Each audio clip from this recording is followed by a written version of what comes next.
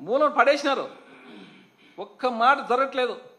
ఏమనంటే ఒక ఆయనకి పిఆర్డీకి ఫోన్ చేస్తే అన్న కలెక్టర్ గారు చెప్పినారన్నా మేము ఏం చేయాలన్నా ఇన్ఛార్జ్ మాట వినమని అంటారు. ఇదే ఎక్కడండి?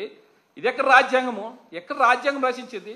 ఎమ్మెల్యే గెలిచిన వాళ్ళే కదా, ఎమ్మెల్యే గెలిచిన వాళ్ళే కదా అసెంబ్లీకి వస్తారు, ఆ ఇన్ఛార్జ్ వస్తారు అసెంబ్లీకి. అలాంటిది ఎంత దుర్మార్గమైన పరిపాలన చేస్తున్నారంటే అంత దుర్మార్గమైన పరిపాలన చేస్తున్నారు.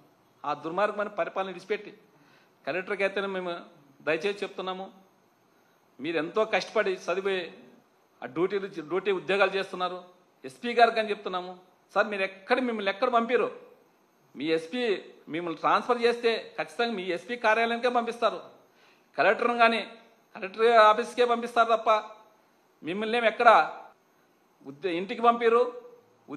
మీ ఉద్యోగంని రాజీనామా చేసి పంపిరు మిమ్మల్ని.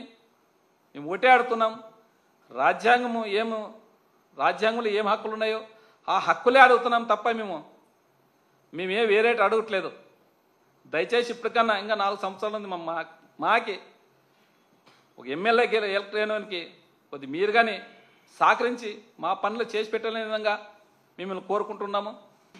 అదేవిధంగా ఎస్ఐలు అయితేనేమి సిఐలు అయితేనేమి చాలా దుర్మార్గంగా ఆయన్ని చంపడానికి ఏపీఓ అయితేనేమి ఎస్ఐ అయితేనేమి వీళ్ళందరూ కలిసి కుమ్మక్కై ఆడి ఇన్ఛార్జ్ ఉండే వీరభద్ర గారు కొడుకు ఆయన గిరిమెల్లంట, ఆయన అయితే అన్యాయంగా ఈరోజు ప్రాణాలు నరికి చంపినారు.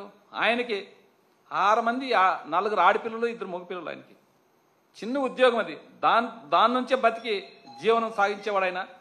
అలాంటి వాడిని ఈరోజు పుట్టను మెరుకుంటే ఎవరు దీనికి వాళ్ళ భార్య పిల్లల్ని ఎవరు సాకేవలేదు. ఇంకనైనా మీరు, ఎందుకంటే మనిషి అంటే లాస్ట్ చరిత్రలు చెప్తాయి, మానవ జన్మే లాస్ట్ జన్మ అంటున్నారు. అలాంటిది ఒక్క మనిషిని చంపితే ఈ చంద్రబాబు నాయుడు గారికి అసలు చీము కుట్టినంతగానే కాదు మనసులు చంపేది. ఆయన వాళ్ళ కార్యకర్తలకు మెసేజ్ చేసి ఎట్లా చంపుతారా? అదే మా జగన్మోహన్ రెడ్డి ప్రభుత్వం మా అధికారంలోకి వస్తేనే పైటాల శ్రీరామ్కి ప్రాణహాని ఉందంటే ఆయనకు ఆల్రెడీ 2 గన్మెన్లు ఉంటే వెనకనే 2 గన్మెన్లు మళ్ళా 2+2 ఇచ్చిన వ్యక్తి ఎవరంటే మనసున్న వ్యక్తి, ఒక ప్రాణ విలువ తెలిసిన వ్యక్తి.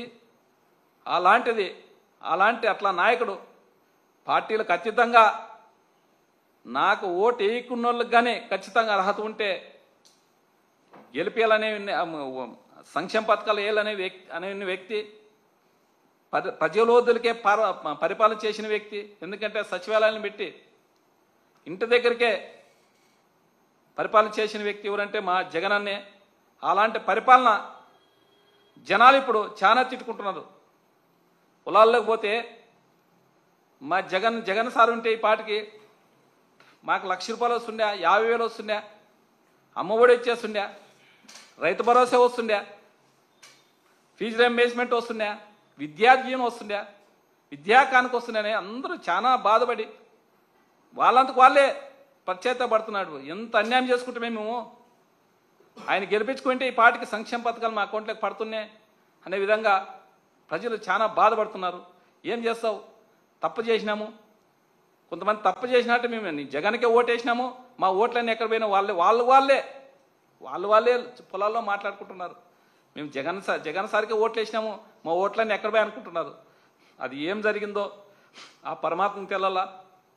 ట్యాంపరింగ్ అంటారు, హర్యానాలో ట్యాంపరింగ్ అన్నారు, మహారాష్ట్రలో ట్యాంపరింగ్ అన్నారు, దానికి నిరూపణలు ఇచ్చే లేరు.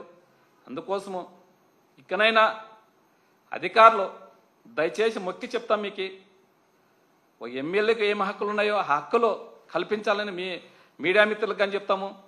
మీరు దీన్ని ఖచ్చితంగా మెసేజ్ ఖచ్చితంగా పంపేయాలి. ఎందుకంటే ప్రజలు చూడాలంటే ఇది చాలా బాధ వేస్తుంది మాకు. అసలు ఒక ఎమ్మెల్యే అంటే విలువ లేకుండా చేసినారు.